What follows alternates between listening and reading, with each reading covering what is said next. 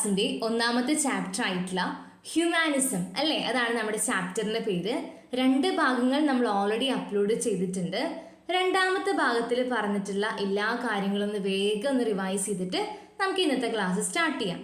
Okay, അപ്പോൾ ഏതെങ്കിലും first പാർട്ടോ second പാർട്ടോ video കാണാത്തവരുണ്ടെങ്കിൽ വേഗം അതുമെല്ലാം പോയി കണ്ട് പഠിച്ചിട്ട് വേണം ഈ ഒരു ഭാഗം ക്ലാസ് കേൾക്കാൻ. നമുക്ക് വേഗം ഒന്ന് രണ്ടാം ഭാഗത്തിൽ പറഞ്ഞിട്ടുള്ള കാര്യങ്ങളൊക്കെ ഒന്ന് ഡിസ്കസ് ചെയ്തിട്ട് ഈ ഭാഗം സ്റ്റാർട്ട് ചെയ്യാം. എന്താണ് നമ്മൾ കഴിഞ്ഞ ക്ലാസ്സിൽ ആദ്യം പറഞ്ഞ കാര്യം? യെസ്, ക്രൂസേഡ്സ് അല്ലെ, കുരിശ് യുദ്ധങ്ങളെ പറ്റിയിട്ടാണ് നമ്മൾ പറഞ്ഞത്. എന്താണ് കുരിശ് യുദ്ധങ്ങൾ? ഏത് സ്ഥലത്തിന് വേണ്ടിയിട്ടാണ് ആ യുദ്ധം നടന്നത്? യെസ്, ജെറുസലേം എന്ന് പറയുന്ന വിശുദ്ധ നഗരമായിട്ടുള്ള ആ ഒരു സ്ഥലത്തിന് വേണ്ടിയിട്ടാണ്, ജെറുസലേം എന്ന് പറയുന്ന സ്ഥലത്തിന് വേണ്ടിയിട്ടാണ് കുരിശ് യുദ്ധങ്ങൾ നടന്നത്. ഈ കുരിശ് യുദ്ധം എന്ന് പറയുന്ന ഒരൊറ്റ യുദ്ധമല്ല, അപ്പം നടന്നിട്ടുള്ള എല്ലാ യുദ്ധങ്ങളെയും നമ്മൾ ഒരുമിച്ച് വിളിക്കുന്ന പേരാണ് കുരിശ് യുദ്ധങ്ങൾ. ഓക്കെ, സോ ദ ക്രൂസേഡ്സിനെ പറ്റിയിട്ടാണ് നമ്മൾ കഴിഞ്ഞ ക്ലാസ്സിൽ ആദ്യം പറഞ്ഞത്. പിന്നെ ഇറ്റാലിയൻസിനെ പറ്റി പറഞ്ഞു അല്ലേ. ഇറ്റാലിയൻസ് ഭയങ്കര കണ്ണിങ് ആണ്. അവർ ഈ കുരിശ് യുദ്ധങ്ങളുടെ സമയത്തും എന്താണ് അവരുടെ ഫോക്കസ് ആയിരുന്നത്? അവർക്ക് പ്രധാനമായും ട്രേഡ് ആണ് ഫോക്കസ്. അവർക്ക് എങ്ങനെയെങ്കിലും സമ്പന്നരാവണം എന്നുള്ള ഒരൊറ്റ ചിന്ത മാത്രമേ അവർക്ക് ഉണ്ടായിരുന്നുള്ളൂ. അപ്പൊ നമ്മൾ പറഞ്ഞു അവർ നടത്തിയിട്ടുള്ള ഒരു വ്യാപാരത്തിനെ പറ്റിയിട്ട് അല്ലേ. യെസ്, 2 എംപയറിന്റെ പേര് പഠിച്ചു, ഇസ്ലാമിക് എംപയറും ബൈസാന്റൈൻ എംപയറും. ഈ 2 എംപയറും തമ്മിലുള്ള ട്രേഡ് വഴി അവർക്ക് എന്ത് കിട്ടി? യെസ്, ഒരുപാട് സമ്പത്ത് അവരിലോട്ട് ഒഴുകാനായിട്ട് തുടങ്ങി. എവിടെ? ഇറ്റാലിയൻ സിറ്റിയിലോട്ട്. സോ അങ്ങനത്തെ കാര്യങ്ങളൊക്കെയാണ് നമ്മൾ കുരിശ് യുദ്ധങ്ങളെ പറ്റി പറഞ്ഞത്. അതിനുശേഷം എന്താണ് പറഞ്ഞത്? യെസ്, ഒരു ട്രാജഡിനെ പറ്റിയിട്ടാണ് അല്ലേ. എന്താണ്? Black death. ബ്ലാക്ക് ഡെത്തിന്റെ ശരിക്കുള്ള പേരെന്താണ്? Bubonic plague. ഏത് നൂറ്റാണ്ടിലാണ് അത് സംഭവിച്ചത്? ഒരു മിഡ് 14th സെഞ്ചുറിക്ക് ആയപ്പോഴാണ് ബിബോണിക് പ്ലേഗ് ഇറ്റാലിയൻ സിറ്റീസിനെ എഫക്റ്റ് ചെയ്തത്. അപ്പം അതുമായി ബന്ധപ്പെട്ട് ഉണ്ടായിട്ടുള്ള കാര്യങ്ങൾ എന്താണെന്ന് നമ്മൾ ഡിസ്കസ് ചെയ്തു. അതിനുശേഷം നമ്മൾ കുറച്ചധികം കാര്യങ്ങൾ പറഞ്ഞു അല്ലേ.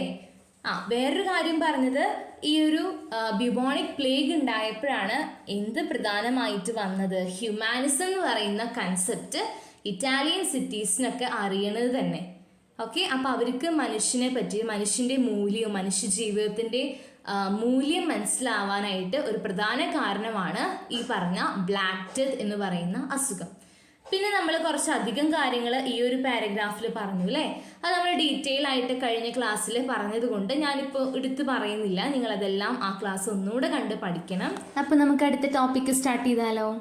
Wealthy patrons beautified their parish churches and actively promoted the construction of monasteries and nunneries as well as cathedrals. എന്ന് പറഞ്ഞാൽ അവിടുത്തെ സമ്പന്നരായിട്ടുള്ള രക്ഷാധികാരികൾ, അതാണ് പാട്രോൺസ്, ഭരണകർത്താക്കൾ എന്ന് വേണേൽ പറയാം. അവരെന്ത് ചെയ്തു? അവിടുത്തെ ഇടവക പള്ളികളില്ലേ, യെസ്, അതിനാണ് പാരിഷ് ചർച്ചസ് എന്ന് പറയുന്നത്. അതൊക്കെ മോടി കൂട്ടി, അതിൻ്റെയൊക്കെ ഭംഗി കൂട്ടി. കാരണം അവർ എന്തിനാണ് പ്രാധാന്യം കൊടുക്കുന്നത്? കലകൾക്കും അതിനൊക്കെയാണ് പ്രാധാന്യം. സോ അതെല്ലാം കൂടെ പ്രതിപാദിക്കാൻ വേണ്ടിയിട്ട്, എടുത്തു കാണിക്കാൻ വേണ്ടിയിട്ട് അവിടുത്തെ മെയിൻ ആയിട്ടുള്ള ചർച്ചസ്, പള്ളികളെല്ലാം എന്ത് ചെയ്തു? മോടി കൂട്ടി. അതുപോലെ തന്നെ മൊണാസ്ട്രീസ് എന്ന് പറഞ്ഞിട്ടുണ്ടെങ്കിൽ ഈ സന്യാസിമാരൊക്കെ നിൽക്കുന്ന സ്ഥലം, ഈ അച്ഛന്മാർ, പള്ളിയിലെ അച്ഛന്മാരൊക്കെ നിൽക്കുന്ന സ്ഥലമാണ് മൊണാസ്ട്രീസ്. അതുപോലെ കന്യാസ്ത്രീകൾ, സിസ്റ്റർമാരൊക്കെ നിൽക്കുന്ന സ്ഥലമാണ് നണ്ണറീസ്. അതെല്ലാം എന്ത് ചെയ്യാൻ തുടങ്ങി?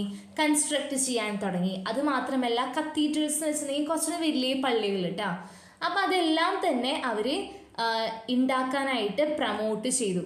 എല്ലാവരും അത് നിർമ്മിക്കണം. അതിന് വേണ്ടിയിട്ടുള്ള കാര്യങ്ങളൊക്കെ ഈ വെൽത്തി പാട്രോൺസ്, സമ്പന്നരായിട്ടുള്ള ഭരണകർത്താക്കൾ അല്ലെങ്കിൽ രക്ഷാധികാരികൾ ചെയ്യാനായിട്ട് തുടങ്ങി. അതാണ് നമ്മൾ ഇന്ന് പഠിച്ച ഫസ്റ്റ് സെൻറ്റൻസ്. മനസ്സിലായോ? ഇറ്റാലിയൻ സിറ്റിയിൽ ഒരുപാട് കാശ് വന്നു എന്ന് പറഞ്ഞു അല്ലേ. അവരെല്ലാം ഭയങ്കര സമ്പന്നരായിരുന്നു. അപ്പോൾ ഈ സമ്പന്നത കൊണ്ട് അവരെന്തെല്ലാം ചെയ്തു? കല അല്ലെങ്കിൽ ഈ പറഞ്ഞ അവരുടെ കൾച്ചർ എല്ലാം പ്രമോട്ട് ചെയ്യാൻ വേണ്ടിയിട്ട് അതിനുവേണ്ടി ചെയ്ത ഒന്നാമത്തെ കാര്യമാണ് എന്ത് ചെയ്തു? അവർ പാരിഷ് പള്ളികളും പാരിഷ് ചർച്ചസ്, മൊണാസ്ട്രീസ്, നണ്ണറീസ്, കത്തീഡ്രൽസ് ഇതെല്ലാം തന്നെ മോഡിഫൈ ചെയ്യുകയും കൺസ്ട്രക്ട് ചെയ്യുകയും ചെയ്തു. ക്ലിയർ അല്ലേ? സിമ്പിളാണ് ഒന്നാമത്തെ പോയിന്റ്. രണ്ടാമത്തെ പോയിന്റ് പറയാണ്, in Italian cities such as Florence, Milan, Rome, Venice, ഈ സിറ്റിയുടെ പേരൊക്കെ നമ്മൾ ഓൾറെഡി പഠിച്ചതാണ്. ഓർമ്മയില്ലേ? ഒരു ഗ്രാഫിൽ നമ്മൾ കണ്ടിട്ടുണ്ടായിരുന്നു. ഗ്രാഫല്ല, മാപ്പ്. യെസ്, മുൻപൊരു മാപ്പിൽ നമ്മൾ കണ്ടിട്ടുണ്ടായിരുന്നു. ഇറ്റാലിയൻ സിറ്റികളായിട്ടുള്ള ഫ്ലോറൻസ്, മിലാൻ, റോം, വെനീസ് ഇതുപോലെയുള്ള സിറ്റികളിൽ ഈ കലയെ പ്രോത്സാഹിപ്പിക്കുക, പാട്രോണേജ് ഓഫ് ദി ആർട്സ് എന്ന് പറയുന്നത് അവരെന്തായി കൺസിഡർ ചെയ്തു? അവിടുത്തെ ഒരു പൗരബോധത്തിൻ്റെ അടയാളമായിട്ട്, എന്ന് വെച്ചിട്ടുണ്ടെങ്കിൽ ഞാനൊരു ഇറ്റലിക്കാരനാണ് എന്ന് ചിന്തിക്കാനുള്ള ഒരു പൗരബോധമില്ലേ, അതിൻ്റെ ഒരു അടയാളമായിട്ടാണ് ഈ കലയെ വളർത്തിയെടുക്കുക എന്ന് പറയുന്ന ഒരു സംഭവം അവിടെ വളർന്നു വന്നിരുന്നത്. സോ അപ്പോൾ അവിടെയുള്ള എല്ലാവരും അത് ചെയ്തിരുന്നു. ഇനി അടുത്ത സെൻറ്റൻസിൽ ഒരു ഇയർ ഒക്കെ പറയുന്നുണ്ട്.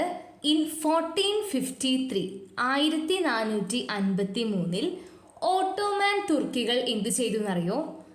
ഈസ്റ്റേൺ റോമൻ എംപയറിൻ്റെ ക്യാപിറ്റലാണ് കോൺസ്റ്റാന്റിനോപ്പിൾ. ഓക്കെ, എന്താണ്?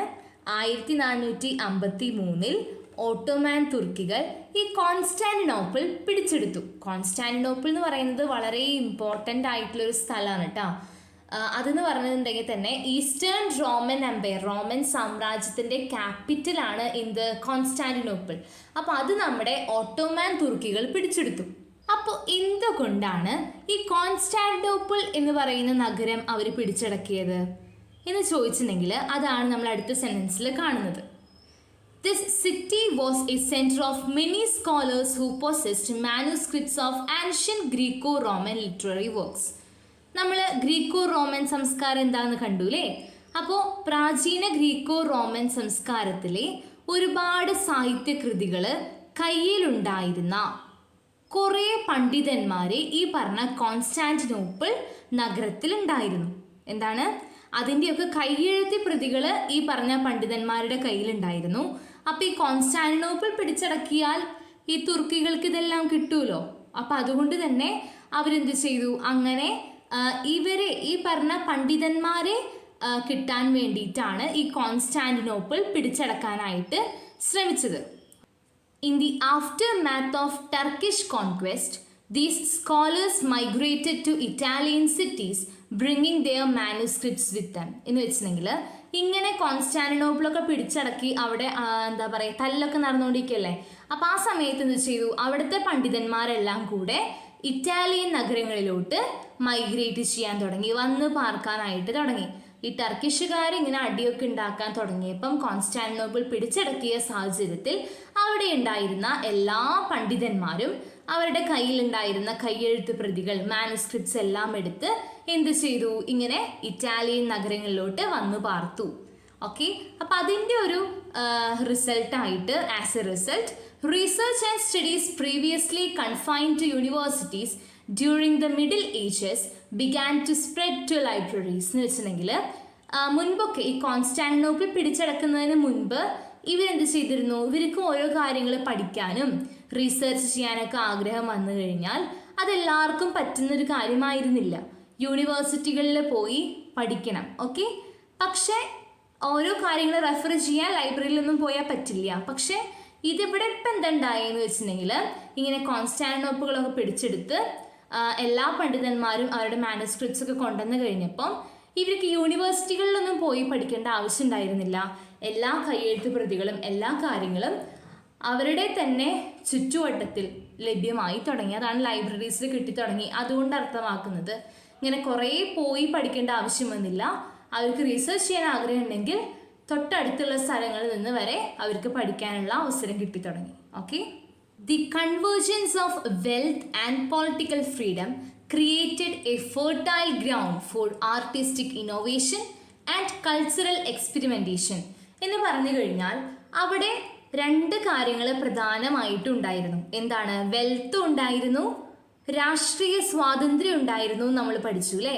അപ്പം ഇത് രണ്ടും ഉണ്ടെങ്കിലാണ് ഈ ഒരു എന്താ പറയുക, ആർട്ടിസ്റ്റിക് ഇന്നോവേഷൻ എന്ന് പറഞ്ഞാൽ എന്താണ്? കലാപരമായിട്ടുള്ള പുരോഗതി. കൾച്ചറൽ എക്സ്പെരിമെൻറ്റേഷൻ വെച്ചിട്ടുണ്ടെങ്കിൽ സാംസ്കാരികമായിട്ടുള്ള ഓരോ പരീക്ഷണങ്ങൾ നടത്തുവാനും നമ്മുടെ കയ്യിൽ എന്ത് വേണം? ഓഫ് കോഴ്സ് നമ്മുടെ കയ്യിൽ വെൽത്തൊക്കെ വേണം അല്ലേ? അതുപോലെ തന്നെ അവിടെയുള്ള പൊളിറ്റിക്കൽ ഫ്രീഡവും വേണം, രാഷ്ട്രീയപരമായ സ്വാതന്ത്ര്യമുണ്ട്. അപ്പോൾ ഇവരുടെ കയ്യിൽ ഇത് രണ്ടും ഉണ്ട് അല്ലേ? വെൽത്തും ഉണ്ട്, പൊളിറ്റിക്കൽ ഫ്രീഡവും ഉണ്ട്. അതുകൊണ്ട് തന്നെ ഇവർക്ക് എന്താണ്? കലാപരമായിട്ടും സാഹിത്യപരമായിട്ടും സാംസ്കാരികപരമായിട്ടും ഒക്കെ വളരാൻ പറ്റിയ ഒരു ഫെർട്ടൈൽ ആയിട്ടുള്ള ഗ്രൗണ്ടാണ് അവിടെ ഉണ്ടായിരുന്നത്. ക്ലിയർ ആണല്ലോ? അതുകൊണ്ട് തന്നെ consequently novel ideas began to emerge in the cultural and intellectual spheres എന്ന് പറഞ്ഞാൽ ഇതിൻ്റെയൊക്കെ ഭാഗമായിട്ട് സാംസ്കാരിക രംഗത്തും അതുപോലെ തന്നെ ഇൻ്റലക്ച്വൽ വൈജ്ഞാനിക രംഗത്തും ഈ പഠിപ്പിൻ്റെയൊക്കെ മേഖലയിലും പുതിയ പുതിയ ആശയങ്ങൾ വന്നു തുടങ്ങി. അതാണ് ഇവിടെ പറയുന്നത്. ഇവർ പ്രധാനമായിട്ടും എന്തിനൊക്കെയാണ് ഫോക്കസ് ചെയ്തിരുന്നത്? കലയ്ക്കാണ്. അതാണ് നമ്മുടെ ഈ ചാപ്റ്ററിൽ പ്രധാനമായിട്ടും അതാ പറയുന്നത്. യുദ്ധങ്ങളൊന്നുമല്ല നമുക്ക് കൂടുതലായിട്ട് കാണാൻ പറ്റുക. ഇവർ യുദ്ധം ചെയ്യുന്നത് കല കൊണ്ടും സാഹിത്യം കൊണ്ടും അതുപോലെ തന്നെ ഓരോ സാംസ്കാരിക പ്രവർത്തനങ്ങളും ബിൽഡിങ്സും ആർക്കിടെക്ചർ അതൊക്കെ വെച്ചിട്ടാണ് ഇവർ യുദ്ധം ചെയ്യുന്നത്. അപ്പം അതിന് വേണ്ടിയിട്ടുള്ള ശ്രമം, അത് കിട്ടാൻ വേണ്ടിയിട്ടുള്ള ശ്രമങ്ങളൊക്കെയാണ് നമ്മൾ ഈ ചാപ്റ്ററിൽ കാണുന്നത്. ക്ലിയർ ആണല്ലോ? ഇനി നമുക്ക് ഇവിടെ കൊടുത്തിരിക്കുന്നത് എന്താണ്? സൈഡിൽ കൊടുത്തിരിക്കുന്നത് കാണുന്നുണ്ട്, ഒരു ഗ്രീക്ക് മാനുസ്ക്രിപ്റ്റ് അവിടെ കൊടുത്തിട്ടുണ്ട്. അപ്പം ഇതൊക്കെ അവർക്ക് ഭയങ്കര വലിയൊരു കാര്യമായിരുന്നു പണ്ട് ഇതൊക്കെ കിട്ടുക എന്ന് പറഞ്ഞിട്ടുണ്ടെങ്കിൽ കേട്ടോ. അടുത്തതൊരു മാപ്പ് കാണിച്ചിട്ടുണ്ട് അല്ലേ? എന്താണ് പറയുന്നത്? Look at the map and locate Constantinople. Discuss is geographical significance. Okay, ആദ്യം തന്നെ മാപ്പിൽ കോൺസ്റ്റാന്റിനോപ്പിൾ എവിടെയാണെന്ന് കണ്ടുപിടിച്ചോ? യെസ്, ഇവിടെ ഒരു സ്റ്റാറൊക്കെ കൊടുത്തിട്ട് അവർ കോൺസ്റ്റാന്റിനോപ്പിൾ കാണിക്കുന്നുണ്ട്. എന്താണ് അതിൻ്റെ ഒരു പ്രത്യേകത എന്ന് ചോദിച്ചിട്ടുണ്ടെങ്കിൽ, ഈ യൂറോപ്പിനെ കണ്ടോ? ഈ യൂറോപ്പിനെയും ഏഷ്യയെയും കണക്ട് ചെയ്യുന്ന ഒരു സ്ഥലമാണ് ഇത് കോൺസ്റ്റാന്റിനോപ്പിൾ. അപ്പോൾ ഈ കോൺസ്റ്റാന്റിനോപ്പിൾ പിടിച്ചെടുത്തു കഴിഞ്ഞാൽ സുഖമായിട്ട് യൂറോപ്പുകാർക്ക് ഏഷ്യയിലും പോയിട്ട് എന്ത് ചെയ്യാം? ട്രേഡൊക്കെ ചെയ്യാം. അങ്ങനെ അവരുടെ വെൽത്തൊക്കെ വർദ്ധിക്കാനായിട്ട് ഈ കോൺസ്റ്റാന്റിനോപ്പിൾ പിടിച്ചെടുത്താൽ പറ്റും എന്നവർക്ക് മനസ്സിലായിരുന്നു. അതാണ് ഈ കോൺസ്റ്റാന്റിനോപ്പിളിൻ്റെ പ്രധാന സവിശേഷത. ഓക്കെ, അപ്പോൾ നമുക്ക് മാപ്പും അതിൻ്റെ ജിയോഗ്രഫിക്കൽ സിഗ്നിഫിക്കൻസും മനസ്സിലായി എന്ന് വിചാരിക്കുന്നു. നമുക്ക് നെക്സ്റ്റ് ടോപ്പിക്കിലോട്ട് പോവാം. അപ്പം ഇതുവരെ എല്ലാവർക്കും ക്ലിയർ അല്ലേ? അടുത്ത ടോപ്പിക്കാണ് human beings at the centre. Middle Ages, മധ്യകാലങ്ങളിൽ എന്താണ് പ്രധാനമായിട്ടും സ്വാധീനിച്ചിട്ടുള്ള ഒരു കാര്യത്തിനെ പറ്റിയിട്ടാണ് ആദ്യം പറയുന്നത് കേട്ടോ. അതാണ് സ്കോളാസ്റ്റിസിസം. എന്താണ് സ്കോളാസ്റ്റിസിസം? ഓക്കെ, അത് ഈ ക്രൈസ്തവ മതചിന്തയുടെ അടിസ്ഥാനത്തിലാണ് ഉണ്ടായിട്ടുള്ളതാണ് ക്രിസ്ത്യൻ തിയോളജി എന്ന് പറയുന്നത്. ഈ ക്രൈസ്തവ മതചിന്തയുടെ അടിസ്ഥാനത്തിൽ ഉണ്ടായിട്ടുള്ള ഒരു തത്വശാസ്ത്രമാണ്, ഒരു ഫിലോസഫിക്കൽ സ്കൂൾ ഓഫ് തോട്ട് എന്ന് പറഞ്ഞാൽ അതൊരു സ്കൂളൊന്നല്ല കേട്ടോ. എന്താണ് സ്കൂൾ ഓഫ് തോട്ട് എന്ന് പറഞ്ഞിട്ടുണ്ടെങ്കിൽ? ചിന്താഗതി, ചിന്തിക്കുന്ന പേഴ്സ്പെക്റ്റീവ്, ചിന്താരീതി എങ്ങനെയാണ്, വേ ഓഫ് തിങ്കിങ്ങിനെയാണ് സ്കൂൾ ഓഫ് തോട്ട് എന്ന് പറയുന്നത്. അപ്പോൾ ഈ ഫിലോസഫിക്കൽ സ്കൂൾ ഓഫ് തോട്ട് എന്ന് പറഞ്ഞിട്ടുണ്ടെങ്കിൽ അന്നത്തെ ജനങ്ങൾ തത്വശാസ്ത്രപരമായിട്ടായിരുന്നു ചിന്തിച്ചിരുന്നത് അല്ലെങ്കിൽ പ്രവർത്തിച്ചിരുന്നത്. ഈ സ്കോളാസ്റ്റിസിസം അത് അതിൻ്റെ ബേസിസിൽ വന്നിട്ടുള്ള ഒരു ശാസ്ത്രമാണ്. ഓക്കെ, സ്കോളാസ്റ്റിസിസം. അപ്പോൾ ഫിലോസഫി, തത്വശാസ്ത്രം എന്നൊക്കെ പറഞ്ഞാൽ എന്താണ്? ഭയങ്കര കോംപ്ലിക്കേറ്റഡ് ആയിട്ടുള്ള ടോപ്പിക്കാണ്. നമ്മുടെ എക്സിസ്റ്റൻസ്, നമ്മുടെ നിലനിൽപ്പ് എന്തിനാണ്, നമ്മൾ എന്തിനു ജീവിക്കുന്നു, അതുപോലെ നമ്മുടെ ലൈഫ്, നമ്മുടെ മൈൻഡ്, വാല്യൂ, നമ്മുടെ മൂല്യം എന്താണ്, നോളജ്, ലാംഗ്വേജ്, അങ്ങനെ ഒരുപാട് മേഖലയിൽ ഇങ്ങനെ കോംപ്ലിക്കേറ്റ് ആയി കിടക്കുന്ന ഒരു ശാസ്ത്രമാണ് എന്ത്? ഫിലോസഫി. ഓക്കെ, അപ്പോൾ ആ ഒരു രീതിക്കാണ് നമ്മുടെ മിഡിൽ ഏജസിൽ ആളുകൾ ചിന്തിച്ചിരുന്നതും പ്രവർത്തിച്ചിരുന്നതും. അതാണ് ഫസ്റ്റ് സെൻറ്റൻസിൽ പറയുന്നത്. Although scholasticism encouraged knowledge and research, it prioritized the divine and the afterlife. എന്ന് പറഞ്ഞാൽ ഈ സ്കോളാസ്റ്റിസിസം എന്ന് പറയുന്നത് അറിവിനെയും റിസർച്ചിനെയും ഒക്കെ പ്രോത്സാഹിപ്പിച്ചിരുന്നു കേട്ടോ.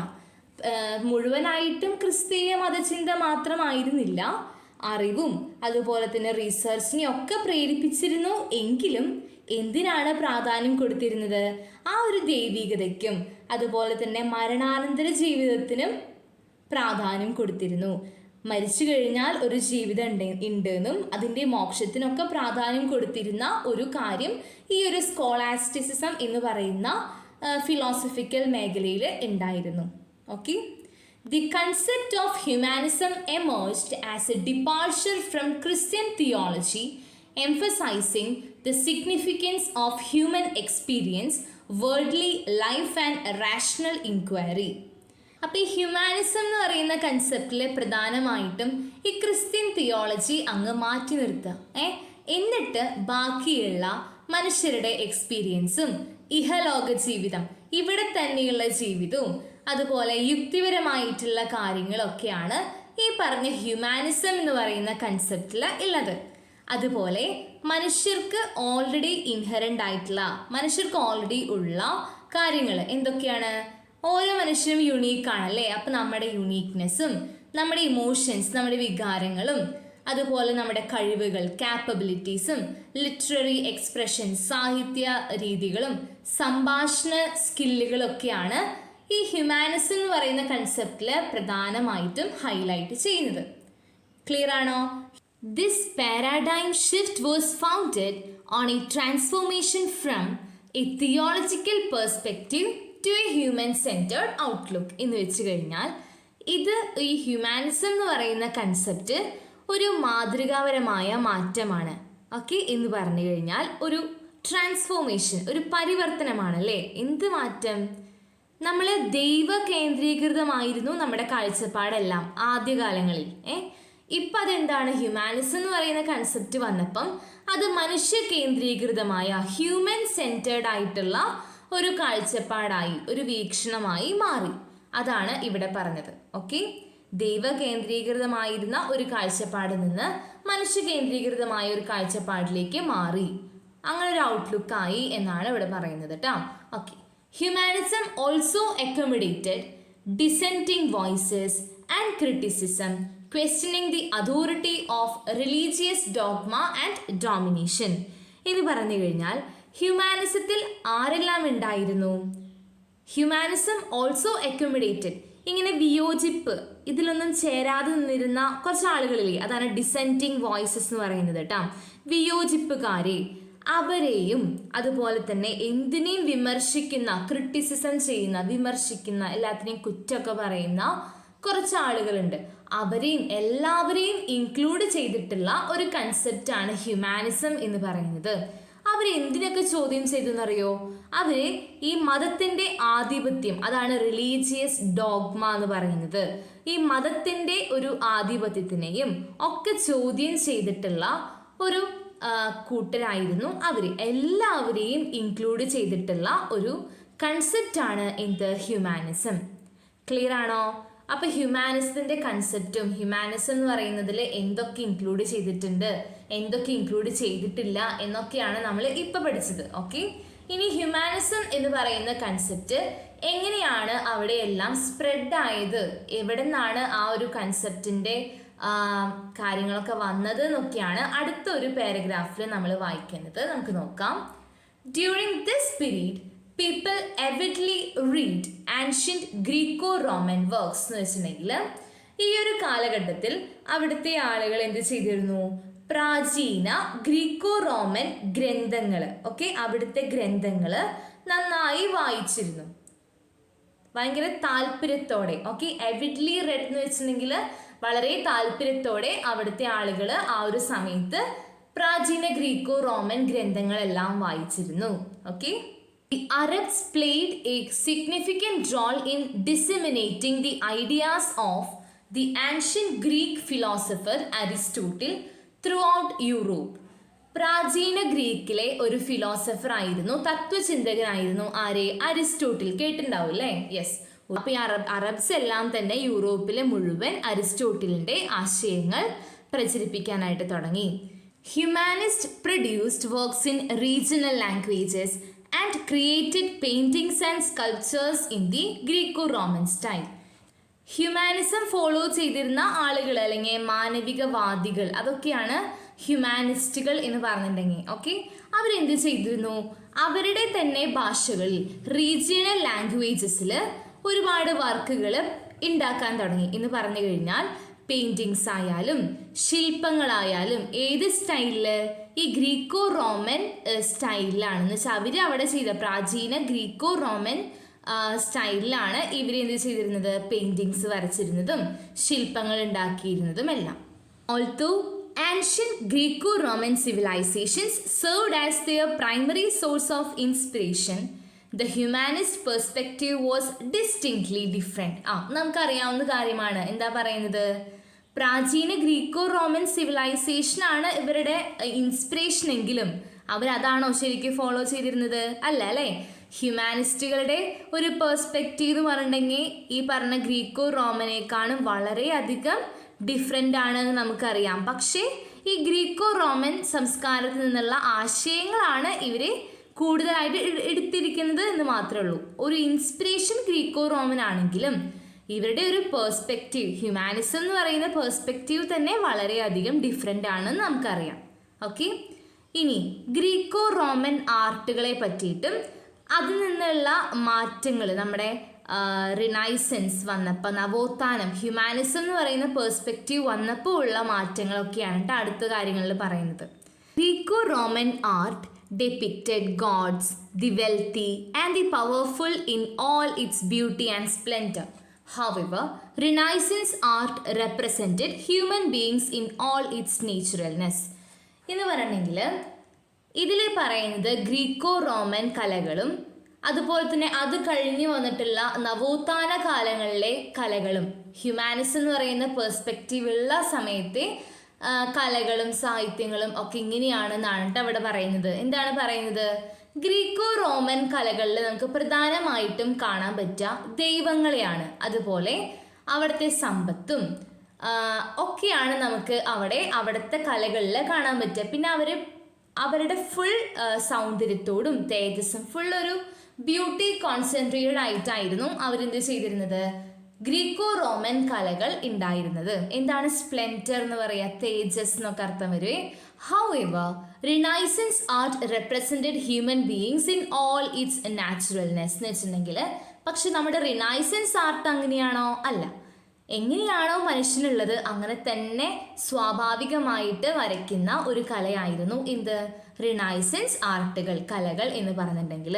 ക്ലിയർ ആണോ ഗ്രീക്കോ റോമൻ ആർട്ടും റിനൈസൻസ് ആർട്ടും തമ്മിലുള്ള ഡിഫറൻസ്?